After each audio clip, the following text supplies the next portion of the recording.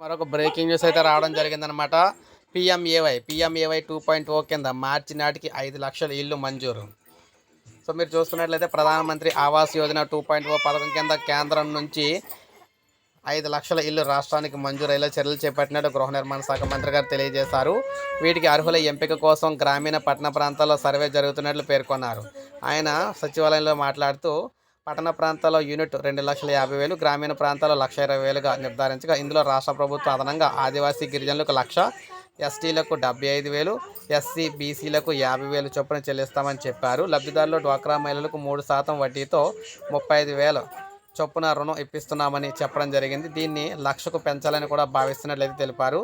చంద్రబాబు చొరవతో పిఎంఏవై 1.0 పథకం గడువును ఈ ఏడాది చివరి వరకు పెంచారని చెప్పేసి మంత్రి పేర్కొన్నారు. ఈ పథకం కింద కూటమి ప్రభుత్వం వచ్చాక 1.15 లక్షల ఇల్లు పూర్తి చేసిందన్నారు. వచ్చే ఏడాది మార్చి నాటికి మిగిలిన 7,35,000 కూడా పూర్తి చేస్తామని చెప్పేసి చెప్పారనమాట. సో ఈ విధంగా మనం చూసుకున్నట్లయితే కొత్తగా 5 లక్షల ఇల్లు అయితే మనకి కట్టబోతూ ఉన్నారన్నమాట మార్చి నాటికి. సో ఇది మనకి అప్డేట్. ఒక లైక్ చేయండి, సబ్స్క్రైబ్ చేసుకోవాలి, మన ఛానల్ సబ్స్క్రైబ్ చేసుకోండి.